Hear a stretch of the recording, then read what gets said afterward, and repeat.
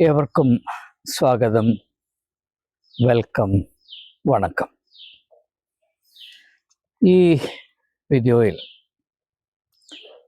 മതത്തെ സംബന്ധിച്ച് മനുഷ്യൻ്റെ മതദർശനങ്ങളെ പറ്റി വളരെയധികം പ്രാധാന്യം കൽപ്പിക്കേണ്ട ഒരു സാഹചര്യം അല്ലെങ്കിൽ അവസ്ഥ അല്ലെങ്കിൽ മനോഭാവം, അതിനെപ്പറ്റിയുള്ള ചിന്തകൾ ഈ കാലഘട്ടത്തിൻ്റെ പ്രത്യേകതയോട് അനുബന്ധമായി ഏവരുമായി പങ്കിടുവാനാണ് ഞാനിപ്പോൾ ശ്രമിക്കുന്നത്.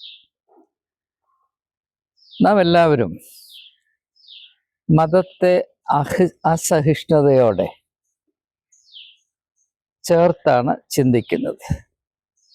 കൂടുതൽ മത എരിവുള്ളവർ കൂടുതൽ അസഹിഷ്ണുത കാണിക്കും. അവർ കണ്ടിരിക്കുന്നതും അറിഞ്ഞിരിക്കുന്നതും വിശ്വസിക്കുന്നതുമായ കാര്യങ്ങളിൽ നിന്ന് വ്യത്യസ്തമായ എന്തെങ്കിലും ഒരു അഭിപ്രായം കേൾക്കുന്നത് തന്നെ വളരെ വിമിഷ്ടമാണ്. ഇത് സഹിക്കാനുള്ള കെൽപ്പില്ല. പലയിടങ്ങളിലും പല ഭവനങ്ങളിലും ഇതൊരു വലിയ പ്രശ്നമാണ്. അതുകൊണ്ടാണ് ഞാൻ ഇത് കൈകാര്യം ചെയ്തത്. പലയിടങ്ങളിലും ഞാൻ കാണുന്നത്, പ്രത്യേകിച്ച് ഒരു വീട്ടിലെ ഒരംഗം, ഭാര്യ ആയിക്കോട്ടെ ഭർത്താവായിക്കൊള്ളട്ടെ, മെയിൻ ലൈൻ ചർച്ചിൽ നിന്ന് പെന്തക്കോസ്ത് വിശ്വാസത്തിലേക്ക് മാറിയ ശേഷം അവർക്ക് ലഭിക്കുന്ന തീവ്രമായ പരിശീലനത്തിൻ്റെ ഭാഗമായി ബാക്കിയുള്ളവരെല്ലാം നരകത്തിലേക്ക് പോകുന്നവരാണെന്നും അവരോട് സംസർഗം പോലും അപകടമാണ് എന്നുള്ള ഈ ഒരു ധാരണ പെന്തക്കോസ്ത് വിശ്വാസത്തിൻ്റെ സംരക്ഷകർ അവരിൽ നിക്ഷേപിക്കുന്നത് കൊണ്ട് ഭവനങ്ങളുടെ ഭദ്രത വളരെയധികം മുറിവേറ്റുകൊണ്ടിരിക്കുന്ന ഒരു സാഹചര്യം കേരളത്തിൽ എമ്പാടും നിങ്ങൾക്ക് കാണാൻ കഴിയും. അതുകൊണ്ട് ആ ഒരു യാഥാർത്ഥ്യത്തെ ഒന്ന് അഭിമുഖീകരിക്കുക നമ്മുടെ ആവശ്യവും കടമയാണ് എന്നത് ഏവരും സമ്മതിക്കുന്ന യാഥാർത്ഥ്യമാണ്. അതിലേക്ക് അല്പം വെളിച്ചം വീശുക എന്നതാണ് ഞാൻ ഉദ്ദേശിക്കുന്നത്. ഇവിടെ ഈ ഒരു വിഷയം പരിഗണിക്കുന്നതിന് വേണ്ടി ഞാൻ അല്പം ഏവരെയും പ്രകോപിപ്പിക്കാൻ സാധ്യതയുള്ള ഒരു സുവിശേഷ യാഥാർത്ഥ്യം ഒന്ന് പരാമർശിക്കാൻ പോവുകയാണ്. ആരും ഞെട്ടിപ്പോകരുത്, ആരും കോപിക്കരുത്, ആരും ഇതിട്ട് എറിഞ്ഞ് ഓടിപ്പോകുകയും വരുത്. വേദപുസ്തകത്തിലാകമാനവും പ്രത്യേകിച്ച് യേശുവിൻ്റെ പരസ്യ ശുശ്രൂഷയുടെ പശ്ചാത്തലത്തിലും സാത്താനെ സത്യവിശ്വാസത്തിൻ്റെ അറിയാതെ സഹായിക്കുന്ന അല്ലെങ്കിൽ മനഃപൂർവ്വമല്ലാതെ സഹായിക്കുന്ന ഒരു പ്രത്യേക പ്രതിഭാസമായിട്ടാണ് ചിത്രീകരിച്ചിട്ടുള്ളത് എന്നത് ഞാൻ പറയുമ്പോൾ പലരും ഞെട്ടിവിറച്ചില്ലെങ്കിലും അത്ഭുതപ്പെട്ടു പോകും. അതെനിക്ക് നന്നായി ബോധ്യമുള്ള കാര്യമാണ്. അതുകൊണ്ട് എൻ്റെ ഉദാഹരണം പറയുമ്പോൾ എൻ്റെ അർത്ഥം, ഞാൻ ഉദ്ദേശിക്കുന്നത് എന്ത് എന്ന് ഏവർക്കും ഏതാണ്ട് വെളിപ്പെട്ട് വരുന്നതാണ്. യേശു തൻ്റെ പരസ്യ ശുശ്രൂഷയുടെ ആരംഭകാലത്ത് മരുഭൂമിയിൽ ഉപവസിച്ചു. അതിനുശേഷം സാത്താനാൽ പരീക്ഷിക്കപ്പെട്ടു എന്ന് നാം വായിക്കുന്നു. അങ്ങനെ സാത്താനായി പരീക്ഷിക്കപ്പെടുന്നതിന് വേണ്ടി യേശുവിനെ മരുഭൂമിയിലേക്ക് നടത്തുന്നത് പരിശുദ്ധാത്മാവാണ്. അപ്പോൾ യേശു ക്രിസ്തുവിൻ്റെ പരീക്ഷയുടെ പശ്ചാത്തലത്തിൽ നാം പരിഗണിക്കുമ്പോൾ ആ ആത്മീയമായ ആഴമുള്ള പ്രസക്തമായ അനുഭവത്തിൽ ഒരു വശത്ത് പരിശുദ്ധാത്മാവും മറുവശത്ത് സാത്താനുമാണ് സ്ഥിതി ചെയ്യുന്നതെന്ന് പറയുമ്പോൾ ഇത് നമ്മെ ചിന്തിപ്പിക്കേണ്ട ഒരു യാഥാർത്ഥ്യം തന്നെയല്ലയോ? അല്ലെങ്കിൽ യേശു ക്രിസ്തുവിനെ ഈ 3 പരീക്ഷകൾക്ക് വിധേയമാക്കുവാൻ പരിശുദ്ധാത്മാവ് സ്വയം തുനിഞ്ഞാൽ മതിയായിരുന്നുവല്ലോ. യേശു ഈ 3 പരീക്ഷകളിൽ കൂടെ കടന്നു പോകുന്നത് അവൻ്റെ പരസ്യ ശുശ്രൂഷയുടെ ആധികാരികത ഉറപ്പാക്കുന്നതിന് അനിവാര്യമായ ഘടകമാണ് എന്നതുകൊണ്ടാണ് യേശു ഇപ്രകാരം പരീക്ഷിക്കപ്പെടുന്നത്.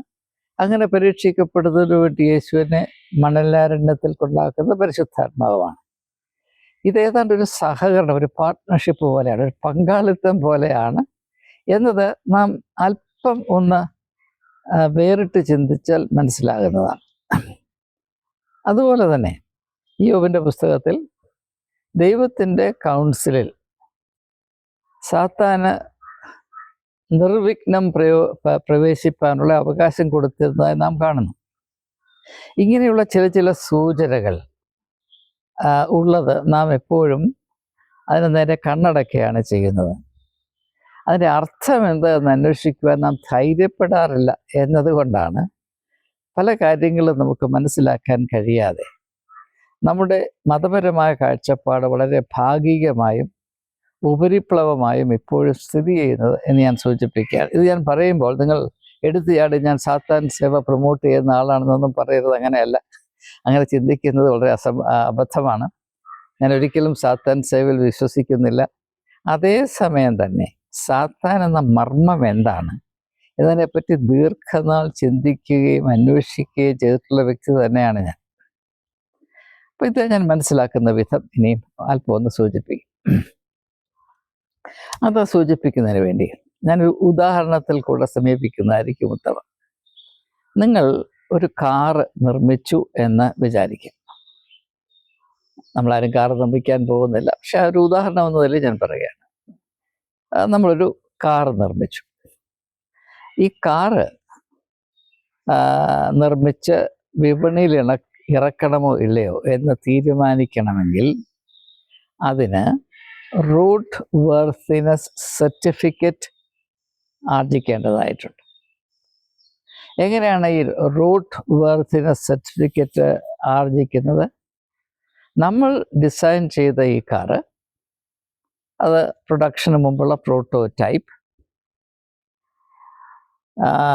നാനാമുഖമായ അവസ്ഥയിൽ കൂടെ അതിനെ ഓടിക്കുകയും വളരെ പ്രയാസമുള്ള വിധത്തിൽ ആ കാറിന് ഏറ്റവും കൂടുതൽ ശല്യം അല്ലെങ്കിൽ പ്രയാസം അല്ലെങ്കിൽ വിമിഷ്ടം, ഒരുപക്ഷെ കാറിൻ്റെ ഭാഗങ്ങൾ ഒടിഞ്ഞു പോലും പോകാൻ സാധ്യതയുണ്ട് എന്ന വിധത്തിൽ അതിനെ വളരെ റിഗറസായിട്ട് ടെസ്റ്റ് ചെയ്യുന്നൊരു പ്രൊസീജിയറിൽ കൂടെ ഒരു ദിവസമല്ല 2 ദിവസമല്ല ചിലപ്പോൾ മാസങ്ങളോളം വർഷങ്ങളോളം അതിനെ കടത്തി വിട്ടിട്ടാണ് അവസാനമായി അതിൻ്റെ എല്ലാം അവസാനമായി ഇത് വഴിയെ ഓടിച്ചു കൊണ്ടുപോയാൽ അപകടമുണ്ടാകുകയില്ല, സുരക്ഷിതമായ ആളുകൾക്ക് ഉപയോഗിക്കാവുന്ന വിധത്തിലുള്ള സാങ്കേതികമായ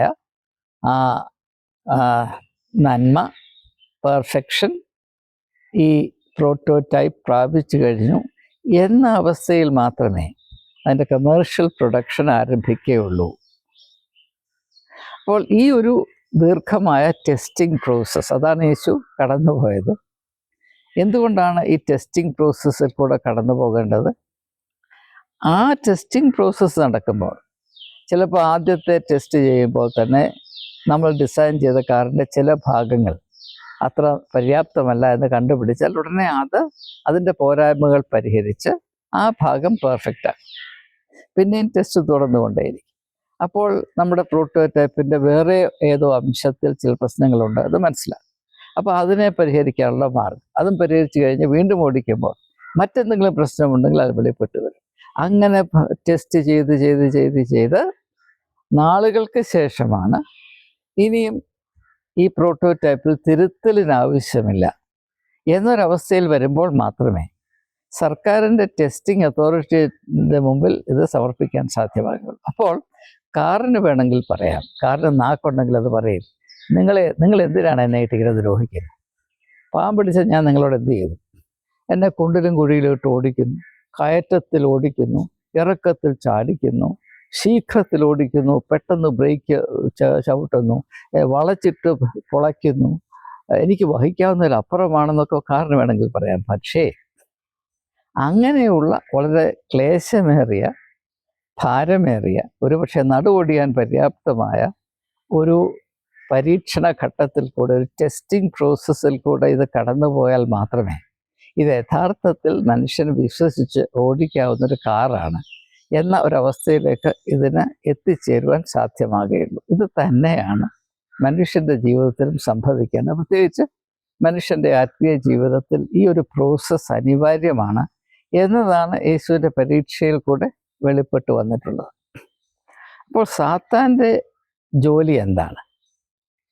നാം പരമ്പരാഗതമായി മനസ്സിലാക്കിയിരിക്കുന്നത് ദൈവത്തിൻ്റെ ഉദ്ദേശങ്ങളെ തകിടം മറിക്കുന്നവനാണ് സാത്താൻ എന്നുള്ളതാണ്. ഈ സാത്താൻ എന്ന പദത്തിന് ഇംഗ്ലീഷിൽ സെയ്റ്റൻ എന്ന് പറയും. സെയ്റ്റൻ അല്ലെങ്കിൽ സാത്താൻ എന്ന പേരല്ല, അത് ഒരു ടൈറ്റിലാണ്. അവൻ ചെയ്യുന്ന ജോലി അനുസരിച്ച് കൊടുത്തിരിക്കുന്ന പേരാണ്.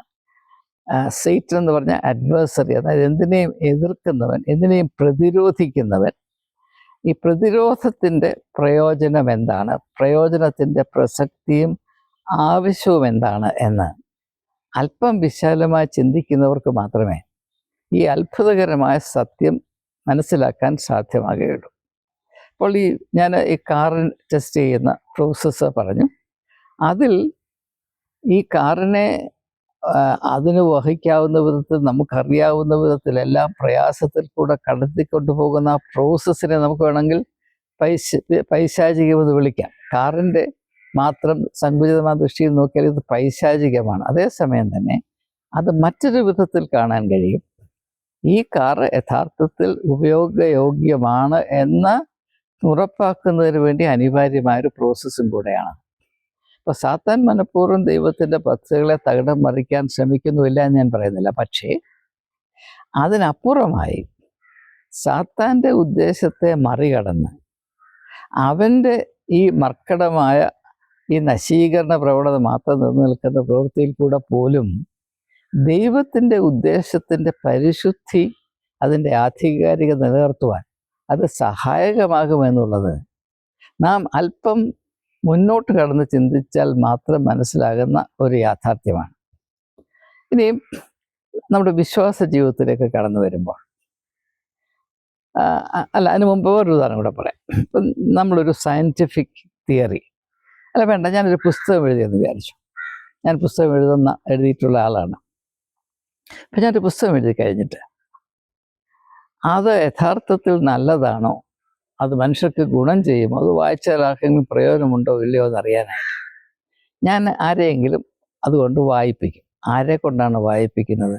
ഏറ്റവും മൂർച്ചയേറിയ വിമർശന ശേഷിയുള്ള ഒരു വ്യക്തിയെ കൊണ്ട് വായിപ്പിച്ചാൽ മാത്രമേ എനിക്കതുകൊണ്ട് പ്രയോജനമുള്ളൂ.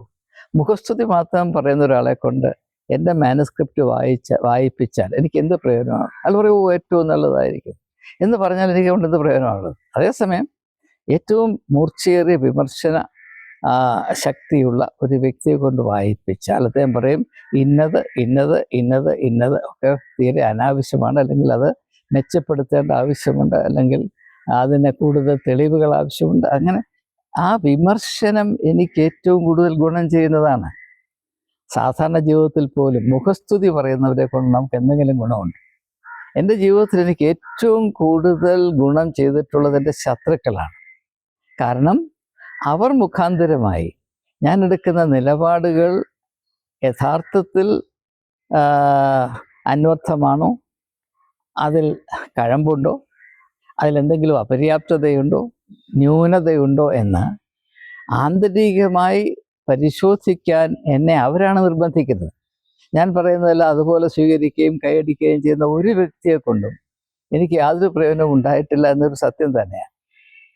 എന്ന് മാത്രവുമല്ല, ഞാനൊരു പുസ്തകം എഴുതി ഇങ്ങനെ 1, 2, 3, 4 പേരെ കൊണ്ട് വായിപ്പിക്കുമ്പോൾ ഓരോരുത്തരും അവരവരുടെ കാഴ്ചപ്പാടിൽ നിന്ന് ഞാൻ എഴുതി വെച്ചതിൻ്റെ പോരായ്മകൾ എന്നെ അറിയിച്ചാൽ, പ്രത്യേകം ശ്രദ്ധിക്കണം, പോരായ്മകൾ എന്നെ അറിയിച്ചാൽ ആ പോരായ്മകൾ പരിഗണിച്ച് ഞാൻ എഴുതി വെച്ചതിനെ നാനാമുഖമായി മെച്ചപ്പെടുത്തുവാൻ എനിക്ക് സാധിക്കും. I can improve the manuscript in an all-round manner if I get different feedbacks from different people. എന്നാൽ ഇത് നമ്മുടെ അവസ്ഥയിൽ, അനുഭവത്തിൽ സത്യമാണെങ്കിൽ, മതത്തിൽ വരുമ്പോൾ നേരെ മറിച്ച, നാം ഏതെങ്കിലും ഒരു ആശയം, ഒരു വിശ്വാസ പ്രമാണം, അല്ലെങ്കിൽ പരമ്പരാഗതമായി കേട്ട ചില കാര്യങ്ങൾ, അത് 500 വർഷം പഴക്കമുള്ളതായിരിക്കും, 1000 വർഷം പഴക്കമുള്ളതായിരിക്കും. 1000 വർഷം മുൻപ് ഇത് ഉടലെടുത്തപ്പോൾ അന്ന് സ്ഥിതിചെയ്ത സാഹചര്യം ഇപ്പോൾ നമ്മളായിരിക്കുന്ന അവസ്ഥയിൽ നിന്ന് വളരെ വ്യത്യസ്തമാണ്. എന്നാലും അതിനെപ്പറ്റി ആരെങ്കിലും നാം ഇപ്പോൾ താലോലിച്ച് വെച്ചിരിക്കുന്ന ആ ഒരു കാഴ്ചപ്പാടിൽ നിന്ന് അല്പം വ്യത്യസ്തമായ ഒരു വാക്ക് പറഞ്ഞാൽ നമ്മൾ പൊട്ടിത്തെറിക്കുകയും അവനെ വലിയ ശത്രുവായി കാണുകയും ചെയ്യുന്നു. അങ്ങനെ മാത്രം നമ്മൾ ചെയ്യണമെന്ന് മത നേതൃത്വം നമ്മെ നിർബന്ധിക്കുന്നു. ഇതിൽ വലിയൊരു അപാകതയുണ്ട്, അപകടമുണ്ട് എന്ന് എന്തുകൊണ്ടാണ് ആളുകൾ തിരിച്ചറിയാത്തത്? അതിൻ്റെ പ്രധാനപ്പെട്ട കാരണം എന്ത് എന്നുകൊണ്ട് ഞാൻ സൂചിപ്പിച്ചിട്ട് ഈ ചിന്തകൾ അവസാനിപ്പിക്കാൻ പോകുകയാണ്. സുഹൃത്തുക്കളെ, ഞാനൊരു പുസ്തകത്തിൻ്റെ മാനുസ്ക്രിപ്റ്റ് എഴുതി കഴിഞ്ഞാൽ ഞാൻ എഴുതി വെച്ചതിനെപ്പറ്റി എനിക്ക് അല്പം കോൺഫിഡൻസ് ഉണ്ടെങ്കിൽ, ഞാൻ എഴുതിയതിൽ കാര്യമായ ആശയ സമ്പുഷ്ടിയുണ്ട്, അത് ആളുകൾ വായിച്ചാൽ അവർക്ക് പ്രയോജനം ലഭിക്കും, അതിന് തക്കതായ പോഷണങ്ങൾ, ബൗദ്ധികമായ പോഷണങ്ങൾ ഞാൻ എഴുതി വെച്ചതിലുണ്ട് എന്ന് എനിക്ക് ആത്മധൈര്യമുണ്ടെങ്കിൽ, ഞാനത് 10 പേരെ കാണിച്ച് അവരുടെ വിമർശനം വളരെ സന്തോഷത്തോടുകൂടെ സ്വീകരിപ്പാൻ തയ്യാറാണ്. അതേസമയം ഞാൻ എഴുതി വച്ചിരിക്കുന്ന കാര്യങ്ങൾ ചപ്പും ചവറുമാണ് എന്ന് പേടിച്ച് വിറച്ചിരിക്കുന്ന ഒരവസ്ഥയിൽ ഞാൻ ഒന്നുകിൽ എൻ്റെ മാനുസ്ക്രിപ്റ്റ് ആരെയും കാണിക്കത്തില്ല, അല്ലെങ്കിൽ ആരെങ്കിലും കാണിച്ചാൽ അവർ അല്പം വിമർശനത്തോടെ എന്നോട് പറഞ്ഞാൽ ഞാൻ അവരെ എൻ്റെ വലിയ ശത്രുക്കളായി കാണും. ഇതെൻ്റെ ഒരു അനുഭവത്തിൽ കൂടെയാണ് ഞാൻ നിങ്ങളോട് പറയുന്നത്. ഒരിക്കൽ ഞാൻ ചെന്നൈയിൽ കൂടെ യാത്ര ചെയ്യുമ്പോൾ ഒരു ഫ്രീലാൻസ് ജേർണലിസ്റ്റ് സ്ത്രീയാണ്, അവരെന്നെ ഇൻ്റർവ്യൂ ചെയ്യണം എന്ന താല്പര്യം അറിയിച്ചു. ഞാൻ സമ്മതിച്ചു. ഇൻ്റർവ്യൂ വളരെ ക്ഷേമമായിട്ട് തന്നെ നടന്നു. അതിനുശേഷം അവരോട് പറഞ്ഞു, ഞാനൊരു കവി കൂടെയാണ്, ഞാൻ ഇന്നലെ എഴുതിയൊരു കവിതയുണ്ട്, അത് ദയവായിട്ടൊന്ന് വായിച്ച് അതിനെപ്പറ്റി ഒരു അഭിപ്രായം പറയാമോ എന്നോട് ചോദിച്ചു. ഞാൻ എൻ്റെ മണ്ഡലത്തിന് അത് സമ്മതിച്ചു. അപ്പോൾ അവർ കവിത അവരുടെ പോയം കൊണ്ട് തന്നു, കവിത കൊണ്ട് തന്നു. ഞാനത് ശ്രദ്ധയോടെ ബഹുമാനപുരസ്സരം വായിച്ചപ്പോൾ ഞാൻ സാഹിത്യം പഠിപ്പിക്കുന്ന ഒരു വ്യക്തി എന്ന നിലയിൽ അതിൽ ഗണ്യമായ പോരായ്മകളുണ്ട് എന്ന് മനസ്സിലാക്കി. അപ്പം അവരുടെ നന്മയ്ക്ക് വേണ്ടി ഞാൻ പറഞ്ഞു, ഇന്ന കാര്യങ്ങൾ ഇന്ന കാര്യങ്ങൾ ഇന്ന കാര്യങ്ങൾ ഇന്ന കാര്യങ്ങൾ, അതൊന്ന് വീണ്ടും പരിശോധിക്കേണ്ട കാര്യമുണ്ട്, പ്രശ്നങ്ങൾ ഇതാണ് ഇതാണ് ഇതാണ് എന്ന് പറഞ്ഞപ്പോൾ അവർക്ക് അസഹനീയമായ കോപം എന്നോടുണ്ടായി എന്നൊരു യാഥാർത്ഥ്യമാണ്. അതെന്നെ നന്നേ ചിന്തിപ്പിച്ചു. അപ്പോൾ അവരേത് ഉദ്ദേശത്തിലാണ് അവരുടെ മാനുസ്ക്രിപ്റ്റ് എന്നെ കാണിച്ചത് എന്നത് വ്യക്തമാണല്ലോ. മതത്തിൻ്റെ അവസ്ഥ ഇത് തന്നെയാണ്. എന്തുകൊണ്ടാണ് മതമേഖലയിൽ വിമർശനങ്ങൾക്ക് അല്പം പോലും ഇടയില്ലാതെ വേറിട്ട് ചിന്തിക്കുന്നവരെ ശത്രുക്കളായി മാത്രം കാണണമെന്ന് നമ്മെ നിർബന്ധിക്കുന്നത്? അതിന് ഒരേ ഒരു കാരണം, നാം എന്തിനെ വിശ്വസിക്കുന്നു, ഏത് പ്രമാണത്തെ നാം വിശ്വസിക്കുന്നു എന്ന് നാം ധരിച്ചിരിക്കുന്നുവോ, നാം യഥാർത്ഥത്തിൽ അതിൽ വിശ്വസിക്കുന്നില്ല, വിശ്വസിക്കുന്നു എന്ന നടിക്കയാണ്. നാം അത് അവിശ്വസിക്കുമ്പോൾ വിശ്വസിക്കുന്നു എന്ന് നടിക്കയാണ്.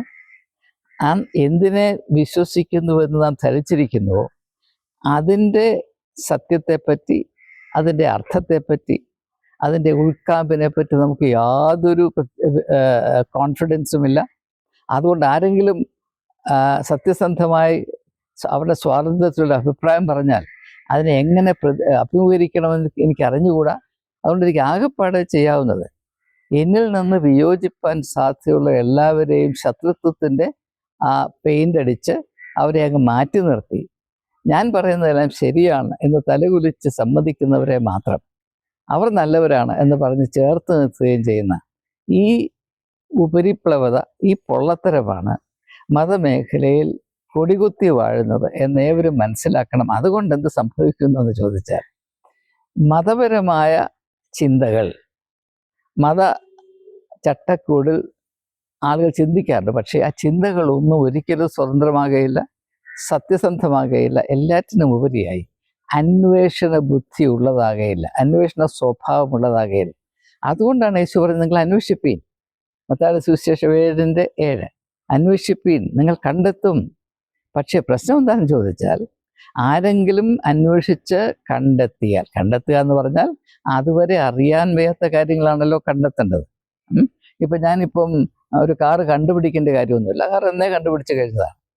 ഞാൻ അന്വേഷിക്കേണ്ടത് ഇതുവരെ ഇല്ലാത്ത കാര്യങ്ങളെ പറ്റിയാണ്. അപ്പോൾ അന്വേഷിപ്പിൻ കണ്ടെത്തുമെന്ന് പറഞ്ഞാൽ ഇപ്പോഴായിരിക്കുന്ന അവസ്ഥയിൽ നിങ്ങൾ മുൻപോട്ട് പോകണമെന്നാണ്. പക്ഷേ അത് യേശുവിൻ്റെ നിർദ്ദേശമാണ് എന്നിരിക്കെ, അങ്ങനെ യഥാർത്ഥത്തിൽ അതനുസരിച്ച് അന്വേഷിക്കുന്നവരെ മതത്തിൻ്റെ മേധാവികൾ എപ്പോഴും ശത്രുക്കളായും അപകടകാരികളായും എല്ലാറ്റിനെയും നശിപ്പിക്കുന്നവരായി മാത്രമാണ് കാണുന്നത്. അതുകൊണ്ട് ഒരേ ഒരു സത്യമേ, ഒരേ ഒരു യാഥാർത്ഥ്യമേ വെളിപ്പെട്ടു വരുന്നുള്ളൂ. ഈ കസേരയിലിരിക്കുന്ന ആളുകൾ അസുരക്ഷിതാവസ്ഥയുടെ കൂടുകളാണ്. അതുകൊണ്ട് അവർക്ക് ഒന്നിനെയും സഹിപ്പാനുള്ള ത്രാണിയില്ല.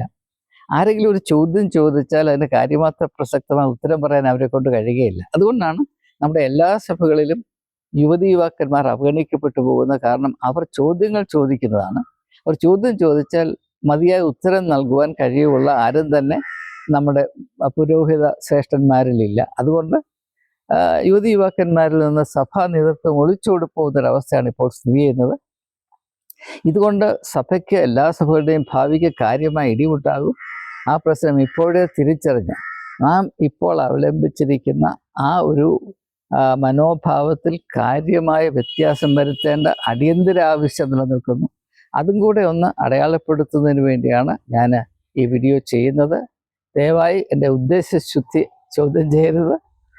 ചോദ്യം ചെയ്താലും അത് വസ്തുനിഷ്ഠമായിരിക്കണം. ഞാൻ വീണ്ടും പറയുന്നു, മതമേഖലയിൽ അസഹിഷ്ണുത ഉണ്ടാകുവാൻ പാടില്ല. ആരെങ്കിലും അവരുടെ അനുഭവത്തിൽ നിന്ന്, അവർ അന്വേഷിച്ച് അറിഞ്ഞതിൽ നിന്ന് എന്തെങ്കിലും ഒരു കാര്യം പറഞ്ഞാൽ, ഒരു ചോദ്യം ചോദിച്ചാൽ അവരെ ശത്രുക്കളായി മുദ്ര കുത്തേണ്ട ആവശ്യമില്ല. നമ്മുടെ ഇടയിൽ സ്വതന്ത്രമായി ചിന്തിക്കുവാനും ഉത്തരവാദിത്വ ബോധത്തോടെ വിയോജിപ്പാനുമുള്ള ഒരു സ്വാതന്ത്ര്യം ഉണ്ടാകണം. ആ സ്വാതന്ത്ര്യം ദൈവം നൽകിയതാണ്. അത് വ്യക്തികളിൽ നിന്ന് അന്യവൽക്കരിക്കുവാൻ, ദൈവത്തിൻ്റെ പേരിൽ അന്യവൽക്കരിക്കപ്പെടാൻ, മതത്തിൻ്റെയോ സഭകളുടെയോ സംരക്ഷകളെന്ന് സ്വയം അഭിമാനിക്കുന്ന ആളുകൾക്ക് യാതൊരു വിധത്തിലുള്ള അവകാശവുമില്ല. മനുഷ്യരുടെ സംശയങ്ങളും ചോദ്യങ്ങളും ദൈവത്തിന് സ്വീകാര്യമാണ് എന്ന സുപ്രധാനമായ വെളിപ്പെടുത്തലാണ് ഇയ്യോബിൻ്റെ പുസ്തകത്തിലുള്ളത്. നിങ്ങൾ ഇയ്യോബിൻ്റെ പുസ്തകം വായിച്ചാൽ ആദ്യം മുതൽ ഏതാണ്ട് 39-ാം അധ്യായം വരെ ഇയ്യോബ് ചോദ്യങ്ങൾ ചോദിച്ചുകൊണ്ടേയിരിക്കുകയാണ്. ദൈവത്തോട് ചോദിച്ച് അതിനുശേഷം ദൈവം ചോദിക്കുന്നുണ്ട്. തുടരെ തിലമാരകൾ അടിക്കുന്ന പോലെ ദൈവം ഇയ്യോബിനോട് ചോദിക്കുന്നുണ്ട്. അതിനുശേഷം ഇയ്യോബിന് ഉത്തരവില്ല. അത് മറ്റൊരു കാര്യം. പക്ഷേ തൻ്റെ അനുഭവത്തിൻ്റെ തീച്ചൂളയിൽ നിന്ന് ചോദ്യങ്ങൾ ചോദിക്കുവാനുള്ള അവകാശം ദൈവം ഇയ്യോബിന് അനുവദിക്കുന്നുണ്ട്. അതിനെ ദൈവം മാനിക്കുന്നുണ്ട്. അതായിരിക്കണം മതമേഖലയുടെ മാനദണ്ഡം എന്ന് ഞാൻ സൂചിപ്പിക്കുകയാണ്. അതുകൊണ്ട് ഇപ്രകാരം വിയോജിപ്പിൻ്റെ തത്വത്തെ വേദപുസ്തകം അവതരിപ്പിച്ചിരിക്കുന്നത് സാത്താൻ എന്ന ആശയത്തിലാണ്. പക്ഷേ നമ്മളതിനെ വളരെ വികൃതമായി മനസ്സിലാക്കുന്നു. എല്ലാം നശീകരണം മാത്രമാണ് എന്ന് നാം വിചാരിക്കുന്നു. അത് നമ്മുടെ പരിമിതിയുടെ പരിണിത ഫലമാണ്. എതിർപ്പില്ലാതെ ഒന്നും ശുദ്ധി പ്രാപിക്കുന്നത്. നമുക്കറിയാം, ഇപ്പം തീയിൽ എരിഞ്ഞ് ശുദ്ധി പ്രാപിച്ച സ്വർണം നമ്മൾ പറയത്തില്ലേ, ഗോൾഡ് പ്യൂരിഫൈഡ് ഇൻ ഫയർ നമ്മൾ പറയത്തില്ല. അപ്പോൾ ആ സ്വർണത്തെ സംബന്ധിച്ചിടത്തോളം അതിൻ്റെ സാത്താനാണ് തീയ്.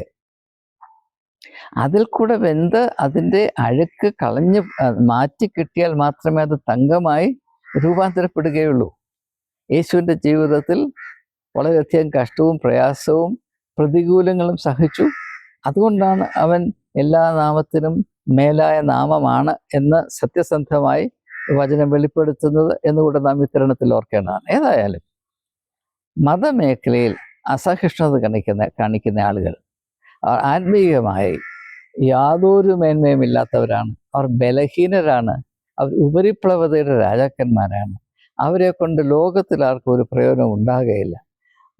എല്ലാവർക്കും പറയാനുള്ളത് കേൾക്കുവാനും, ആരെങ്കിലും പറയുന്നതിൽ എന്തെങ്കിലും കാമ്പുണ്ടോ എന്ന് മനസ്സിലാക്കാനും, അതിൽ പ്രശ്നങ്ങൾ ഉന്നയിക്കപ്പെട്ടാൽ ആ പ്രശ്നങ്ങളുടെ പോംവഴി എന്താണെന്ന് അന്വേഷിച്ച് കണ്ടുപിടിക്കുകയും ചെയ്യുന്നതിൽ കൂടെ മാത്രമേ നമുക്ക് പുരോഗതി, നമുക്ക് മേന്മ പ്രാപിപ്പാൻ സാധ്യമാകുകയുള്ളൂ എന്ന വളരെ ലളിതമായ പ്രാവർത്തിക സത്യം ഒരിക്കൽ കൂടെ ഒന്ന് ഓർമ്മിപ്പിച്ചുകൊണ്ട് വാക്കുകൾ ഉപസംഹരിക്കുന്നു. ഏവർക്കും ഒരിക്കൽ കൂടെ എൻ്റെ നമസ്കാരം.